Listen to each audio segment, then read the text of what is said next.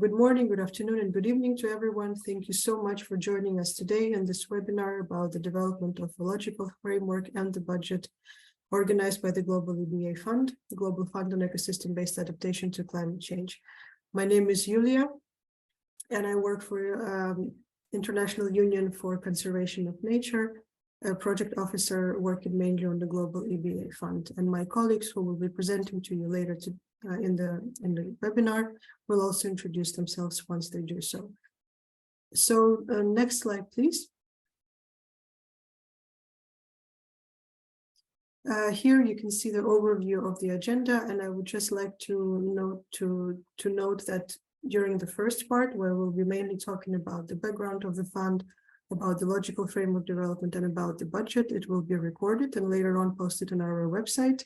And part two, it will not be recorded and it will be dedicated for Q&A session. Please feel free to post your questions in the Q&A section that you can see on your screen, and we will do our best to answer them either in writing or in the Q&A session in the end of the webinar. Next slide, please. So to start with, and before we go into the main part around the logical framework development and about the budget development, I just wanted to remind most of you, I guess, a little bit of a background of the fund. So the fund is implemented jointly by United Nations Environment Programme and International Union for Conservation of Nature, and it's funded by International Climate Initiative ICI under the Federal Ministry of Environment, Nature Conservation, Nuclear Safety and Consumer Protection of the German government. Next slide, please. So the purpose of the Global EbA Fund is to be a catalytic funding mechanism that supports innovative approaches to ecosystem-based adaptation with the aim to create enabling environment for its mainstreaming and scaling up. And the word enabling environment here is very important, and I'll touch base on that a little bit later. The fund helps to overcome barriers to upscaling ecosystem-based adaptation, to address knowledge gaps, to pilot innovative EbA approaches, to engage in strategic EbA policy mainstreaming, as well as to incentivize innovative financing mechanisms and private sector EbA investments. Next slide, please. So to recap, what is it that we fund? What kind of projects we're looking for? So we're looking for catalytic and innovative projects that help create enabling environment for people to adapt and to the adverse effects of climate change through the use of biodiversity and ecosystem services. The projects that we are looking for are between $50,000 and $250,000 US. It is possible to request higher funding up to $500,000, but a clear justification needs to be provided. On average, the projects are about 24 months. It can be less, of course, and a maximum of 36 months can be looked into, but a clear justification of this longer duration should be provided. Projects can be global, thematic, or they can focus on one or more countries. And when it's country-specific projects, the countries need to be ODA eligible. And last but not least, and very important aspect is that projects need to contribute to enabling environment for the implementation of EbA, as already mentioned, and to align with the Friends of Ecosystem-Based Adaptation developed EbA qualification criteria and quality standards. And you can find the qualification criteria and quality standards either in the Grants Procedures Manual or on the website of the fund, or in the previous webinars that we've had around the Global EbA Fund that will also be posted on our website. Next slide, please. So in addition to mentioning what we found, what kind of budget is to be expected, what is the duration, I also want to remind you about the 3 strategic objectives and the 3 action pillars of the fund. You can see them on the screen, and I wanted to underline that all the proposed projects that request funding from the Global EbA Fund must clearly contribute to maximum 1 of strategic objective of the fund, as well as fall under maximum 2 of the 3 action pillars described below. So while the fund's strategic objectives define the overarching aim and direction of the project, so the what, the action pillars focus on the how these objectives can be reached within the scope of the proposal that you're submitting. Strategic objectives, of which we have 3, You can see them on the screen. And the first one focuses on building awareness and understanding of the critical role of natural assets in underpinning resilience, on expanding the knowledge and evidence base to help make the case for working with people and nature, and on enhancing institutional capacities for mainstreaming EBA into national plans and policy frameworks, as well as vertical integration and alignment of EBA across sectors. Second strategic objective aims to address planning and other governance gaps in policy and regulatory environments to increase the attractiveness and feasibility of using and upscaling ecosystem-based approaches for climate change adaptation. And third strategic objective, last but not least, focuses around access to finance. So it aims to expand access to sustainable short and long-term finance mechanisms for applying and scaling up ecosystem-based approaches for climate change adaptation, including the incentivization of private sector investment in EBA and reducing EBA's dependence on high management capacity and continuous financial support. So when you apply, please focus only on one strategic objective that your project would mainly contribute to. And as mentioned before, the fund aims to create the enabling environment for the uptake of EBA. It is important to note here that projects must not focus primarily on field implementation in the scope of the proposal, but field implementation can be allowed if it's clearly just identified. And now moving on to the action pillars that have been introduced in 2023. Next slide, please. I have mentioned already a number of times that the focus of the fund is enabling environment for the upscaling of EBA, and these action pillars have been introduced specifically to help concretize what is it that we mean by enabling environment. So the first pillar focuses on levers for catalytic change, and there are different levers that can be looked into, for example, policy and policy instruments, education, capacity building and skills development, financing, as well as working through the perspective of the value chain of a sector or a commodity. So if you look into the lever of policy and policy instruments here, some of the examples of the activities that can be looked into in your proposal are, for example, supporting the inclusion and mainstreaming of EBA in national, subnational, and sectoral policies, as well as nationally determined contributions and other related policy frameworks. It can be the establishment of green public procurement practices that would consider ecosystem-based adaptation. It can be encouragement of the use of natural capital accounting. It could be using building codes and zoning regulations to support EBA, and so on. When we talk about a lever of education, capacity building, and skills development, here we mean the inclusion of ecosystem-based adaptation in curricula of formal, informal, or technical and vocational education and training, as well as in curricula of lifelong learning or capacity building activities, targeting specifically groups of practitioners that are directly involved in shaping policy and practice, such as, for example, architects, engineers, public servants, city planners, and so on. When we talk about the lever of financing, here we can look into developing innovative finance mechanisms for EBA, such as green, blue, and resilience bonds. We can look into approaches for de-risking lending for EBA. We can also look into, for example, integration of the values of ecosystems, goods, and services and their economic benefits into public and private financial planning. And working through the value chain perspective of a sector of commodity, here we look into identifying hotspots and entry points for a change to ensure the adoption of EBA, to diversify business models and incentivize private sector collaboration. Field implementation under this pillar, pillar 1, levers for catalytic change, can be looked into, but it needs to be clearly justified. It should not be the focus of the project, but if you provide a good justification of why field implementation is needed, it can be accepted. Pillar 2, functional data and science. So here, this involves taking a data or science-driven approach to promote EBA action. It may involve extracting information and insights from data to make a case for mainstreaming EBA and to inform decision-making. Some of the examples of the activities that can be considered here are, for example, climate risk and vulnerability assessments, including considerations on One Health. It can be future scenario modeling. It could be cost-benefit analysis and making an economic case for EBA. It could be researching job creation, generation potential through EBA, and so on. It is important to note that projects under this pillar are also requested to develop means or operational plan for the application, use, and adoption of the information and knowledge that would be generated in order to influence the decision-making and promote EBA action. Field implementation here, for example, for data collection, can also be looked into. And last but not least, pillar on innovation for adaptation. So here, what we mean by innovative projects on EBA are those that are yet to be proven, are at the initial stages of development, or are yet to be tested in a different context and can take the shape of an approach, a process, a practical tool, or an application. And as an example here, activities that you can look into are, for example, developing unconventional partnerships or support the integration of EBA in different novel sectors, or develop an innovative tool for EBA implementation, and so on.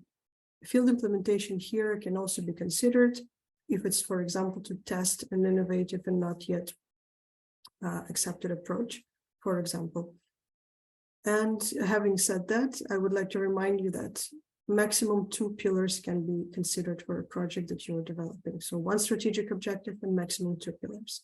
And now I would like to hand over to my colleague, Wendy, who is going to walk you through the logical framework development. Thank you. Thank you, Yulia, and welcome everyone. My name is Wendy Atieno. I work for IUCN within the climate change team, and I'm also part of the EBA Fund Secretariat.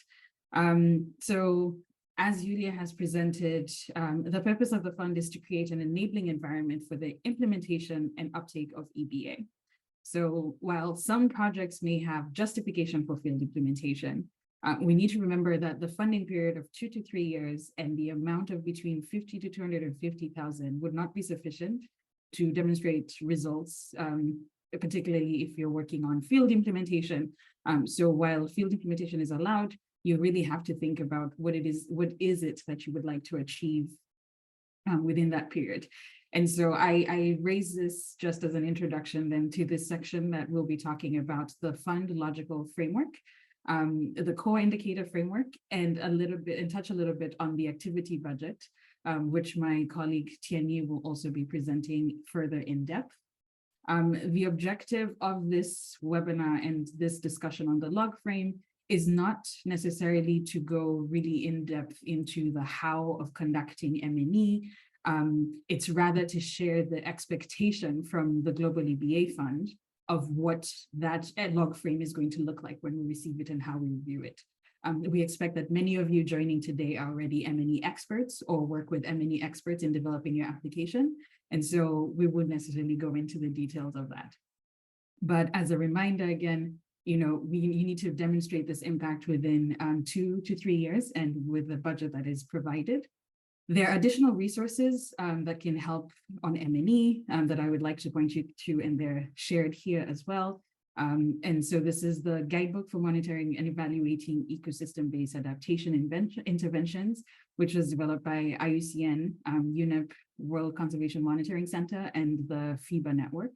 And then you also have an e-learning course on ecosystem-based adaptation, working with nature to adapt to a changing climate by GIZ, IUCN, and ISD, with some funding support from the Global EbA Fund. And a third resource is the Global EbA Fund Monitoring and Reporting Core Indicator Framework. These 3 resources I think would be most useful in addition to all other M&E resources that you apply during your time. But this is what the fund is looking at specifically. And the last one does include suggestions for indicators that would be useful for you as you're developing your proposal. On the next slide, we have an image just to show what the logical framework included in the project proposal application. And this information here is also further presented in the Grants Procedures Manual of the Global EbA Fund. So there's additional information about definitions and expectations, but I'll also go through them here. So of course, different organizations have different ways of defining terms, particularly when it comes to what is an outcome, what is an output. There's a lot of different opinion about that. For the purpose of the fund, these are the definitions which we go with. That impact is the intended long-term contribution of the project. So this is beyond the scope of the project. That is what your expected impact is. The outcome describes the central overarching goal of the project. We expect that applicants will have only one main outcome. So when you're submitting this, we only want to see one outcome. And then an outcome generally is not a change that can be achieved by the project alone, but one which the project seeks to influence to a substantial extent. So there needs to be demonstrated contribution of your project to this outcome. And then we have outputs, of which the fund expects that applicants will submit a maximum of 3 outputs. Outputs are concrete products and services developed and delivered by the project that are in line with partners and target groups and needs. And of course, then you also have your activities, which contribute to the outputs rather. And activities encompass what will be done to deliver the outputs. And they are what the EBA action is that you're planning does to bring about change. Finally, you have a milestone, which is defined as an interim result, based on which it can be traced whether the intended effects will occur on schedule and in adequate quality, or whether additional intervention is needed in order to achieve the goals in due time. So if you're thinking about adaptive management, right, your milestones do come in here. So a couple of things to remember is as you're developing your logical framework, which I'll call the log frame, you really need to be able to demonstrate the pathway. So my advice would be, as you're developing your project, focus on the log frame, and even if you want to start and spend the bulk of your time here, because this is really how you're describing to the fund how your activities will lead to your outputs, will lead to your outcomes. And this is very important. So think through the pathway of change. You could trace backwards from the impact to the activities. How are you going to achieve the impact by the activities that you do have? And this ought to be very cohesive. So just by reading the log frame, we need to be able to see a very clear logic of how your project is going to work. And then you have, of course, thinking about your process indicators and balancing your process indicators and your results-based indicators. Your process indicators are really to answer the question, are we on the right track? While your results-based indicators, they measure the outcomes and impacts and may take longer to become evident. But it's really a question of, did we achieve what we set out to achieve? So really think about balancing these 2 indicators. And I don't really want to give examples because then this will be very project specific. It'll depend entirely on the context in which your project is being implemented. It will depend on the ecosystem. It will depend on the type of project that is being implemented. But really think about what is the purpose of what you're measuring. I said, well, I'm hesitant to give examples. These are some that I think would be useful. If you're having a meeting and your indicator is that 50 people were in that meeting, what are those 50 people going to do, right? The question to really ask is, yes, 50 people attended our meeting, but so what? 50 people attended our meeting. Did they attend our meeting and are now going to implement EBA? Should we then be tracking that, what the action that they're going to do after the meeting? Are they attending the meeting? And then they're going to be capacitated for EBA funding. So we need to then measure the outcome of that meeting.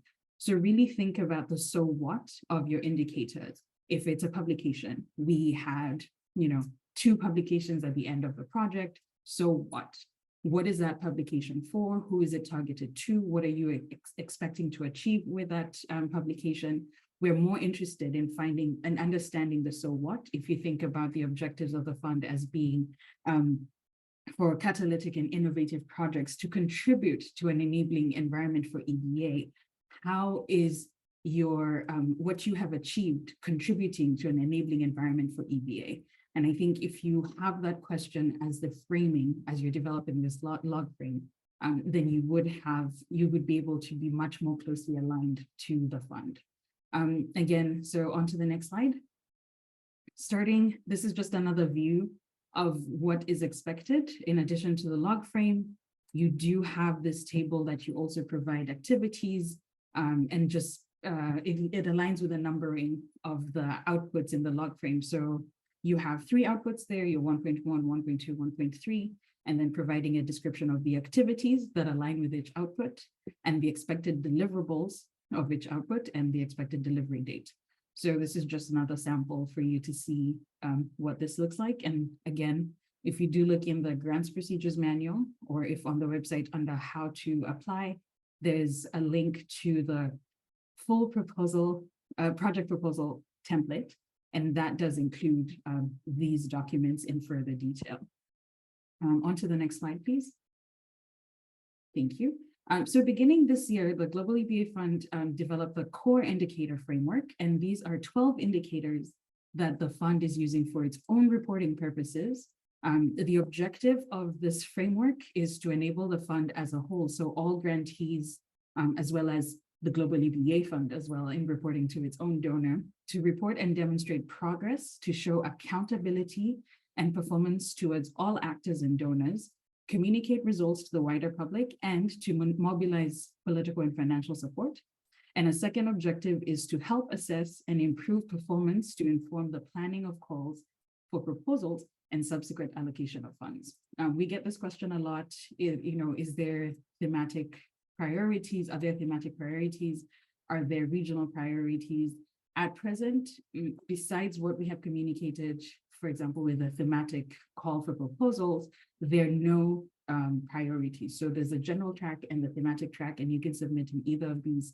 But as we continue to implement the fund, now we're going into the 5th cohort, as we continue to implement through the information that we get from this core indicator framework, we can start to identify potential gaps or areas that need further work. And so we rely on grantees to report on this, and then for us to continue to report.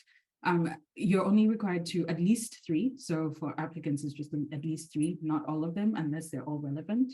And so this 12 indicators are divided into 5 clusters. Cluster 1 is on policy engagement, institutional strengthening, and M&E. And there are 3 indicators under this. The number of policies, so the first indicator is the number of policies or policy instruments developed or influenced that include ecosystem-based approaches for adaptation as a result of project activities. The second indicator is the number of new or improved institutionalized coordination mechanisms established within or across sectors. The third indicator is the number of monitoring, evaluation, and learning instruments introduced or improved. So again, this is just thinking about the tools that are being developed to strengthen policy engagement, institutions, and M&E. The second cluster is on socioeconomic development. So again, the number of people or beneficiaries supported by the project, and this can be directly or indirectly. One thing to note here is please do not mix your numbers for direct and indirectly engaged beneficiaries. So if you are going to report on this, we still need to be able to see it very clearly that 10 was the direct beneficiaries, 100 was the extrapolated indirect beneficiaries, but this has to be very clear. Indicator 5 is the number of supply chains that have been made more stable through EbA as a result of project activities. Indicator 6 is the number of value chain actors who have introduced a new or improved existing business model in support of EbA. Indicator 7 is the number of jobs created as a result of project activities. And within the document, there's further guidance and further definitions of how we measure this. So please do also review the core indicator framework, which the link has been shared. Indicator 8 is the number of people with increased income as a result of project activities. We have the third cluster, which is on ecosystem health, looking at the area of ecosystems under improved practices for conservation, restoration, and sustainable use, directly to help people adapt to climate change as a result of project activities. Cluster 4 is a knowledge generation. So as we're talking about developing reports, having events, and all of this, it's the number of evidence-based knowledge products, technical tools, and events developed as a result of project activities. And then finally, in the 5th cluster is we're looking at financing for EbA. What is the volume of funding, whether private or public funding, leveraged for EbA as a result of project activities, and the number of financing instruments developed as a result of project activities. So again, when developing a logical framework, applicants are required to identify at least 3 relevant indicators from the core indicator framework. It could be more, but at least 3, and incorporate them in the individual project's logical framework. The Global EbA Fund Secretariat reserves the right to suggest additional indicators where applicable. from the framework. Yes. So one of the going to the next slide, please. Yes. So one of the requirements of submission is that the logical framework and the project activities are linked with a budget template by showing how much of the grant will be applied to each budget category. So within that, we have staff time, we have external services, we have events and meetings, and so on and so forth, and literature and printing. And these are also linked with the budget template that my colleague Tianyi is going to be sharing in a moment. And so the budget template also includes a detailed budget template sheet.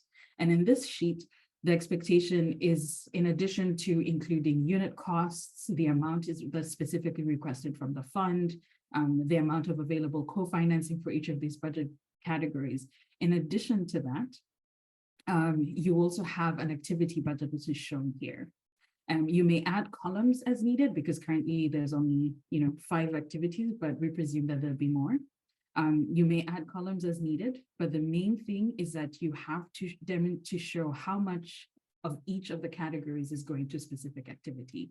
So if it's the amount of staff time or the amount of travel or external services, and so on and so forth, how much of this is associated with each activity.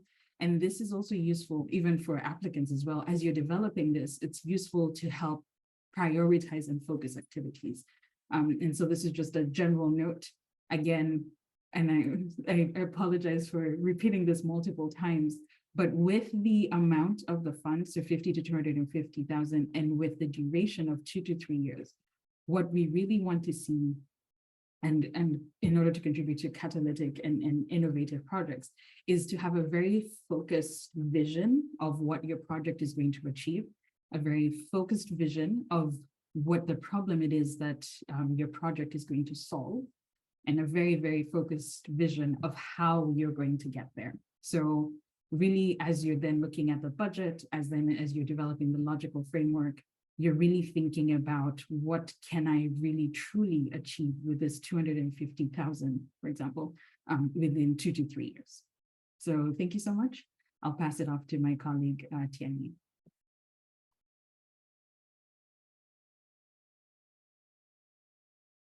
Hi everyone. My name is Tianyi. I'm the Program Finance Officer at IUCN. I'll be providing the information on budgets.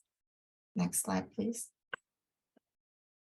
So here are some general guidelines of EbA Fund budget. The budget template is separated into 3 tabs. Filling in the budget summary and detailed budget template is mandatory. If the proposal is submitted as a consortium, each co-applicants are required to fill a separate detailed budget template. Many of the items we're going to cover today is also included in the budget guidance. All calculations and monetary amounts must be listed in US dollars. No income can be generated from funds provided. Granting or subgranting to government at any level, UNEP and IUCN offices are not permitted. There are 10% budget flexibility among budget lines, and overspending of more than 10% of each budget line will require IUCN's prior written approval. Next slide, please. There are 9 budget categories listed. We'll be explaining the specific requirements of each of the category. Please do not add new budget categories, and please do not change the structure of the budget template at any time. Below is a snapshot of the budget template. We require that each line item is budgeted with details such as number of units and unit cost. Please do not use lump sums. It is also requested that the budget is broken down into activities as explained in the previous session of logical framework development by my colleague Wendy. Next slide, please. Here we'll be going over some specific requirements of each budget category. The first category is staff. Under this category, please only budget for individuals who are in an employment relationship with the applicant. Only direct and actual personnel cost will be accepted. This usually covers the employee salary and the statutory social benefits. Monthly timesheets are mandated to document the time working on EBA Fund project. Next slide, please. Here's a sample of the timesheet template. You will not be required to use the template if your organization already have a similar time management system that can clearly document the staff time spent on the project. Timesheets should be signed and processed every month. Next slide, please. External service, as opposed to staff, is for budgeting consultant or service providers that do not have an employment relationship with the recipient. The procurement policy and procedure for grant recipients must be followed when hiring external service providers. You can find a link to the procurement policy in the budget template. We do not require you to go through procurement process while preparing for the budgets. Consultant can be budgeted per deliverable. But if any consultant is already named in the budget proposal, you will be required to submit proof that this procurement process is properly followed before the budget can be approved. A project closure audit is mandated if the requested EBA fund is more than 100,000 US dollars. The audit cost can be part of the fund request or co-financed. Next slide, please. Travel. IUCN's travel policies and procedures shall be applied to all the travel expenses. For air travel, business and first class travel is not permitted. Transportation and accommodation costs are reimbursed on actual. The cost of meals and ancillary could be reimbursed on the basis of a daily subsistence allowance, or you could opt for reimbursing on actuals. The key point is that the reimbursed costs should not exceed the DSA rate provided. You'll find the travel policy and a guide to use the DSA table and a link to the DSA table itself in the budget template. Next slide. Procurement of materials and equipment. This budget category is used for budgeting unexpendable materials and equipment. These items usually have more than 1 year of shelf life and will not be expensed after one-time use. Items with an individual value of more than 500 US dollars should be budgeted under this category and registered in an inventory list. For budget approval of material and equipment, it must be demonstrated that these items are earmarked for the specific purpose of implementing the EBA Fund project. Purchase of such items needs to be in compliance with the procurement policy. Next slide, please. The administrative cost. The administrative cost or indirect cost is calculated on top of the direct cost as a flat rate, and the maximum percentage allowed is 10%. If the proposal is submitted as a consortium, the lead partner's administrative costs cannot be calculated on subgrantees' costs. Subgrants. This category is usually used when the proposal is submitted as a consortium. Each co-applicants are required to fill a detailed budget template. And please note that Global EbA Fund will not support small grants program directly. Co-financing. Co-finance is not a requirement for funding, but will be greatly appreciated and encouraged. Next slide, please. Here we want to explain the financing installments once application is approved and the grant agreement is signed. A first payment installment will be issued upon signing the agreement. The following payment will be upon request and subject to approval of reporting for previous funding period. It is a requirement that 80% of the previous payments must be spent before the release of next payment, and a final installment of no less than 10% will be withheld until IUCN's written acceptance of the final reports. Next slide, please. Last but not least, we want to mention that the grants procedure manual contains all the essential information, and the budget template has a dedicated tab with the guidance that we just explained. We also encourage you to get familiar with the standard grantee agreement while submitting your proposal. You'll find a link to the agreement in the applicant's declaration.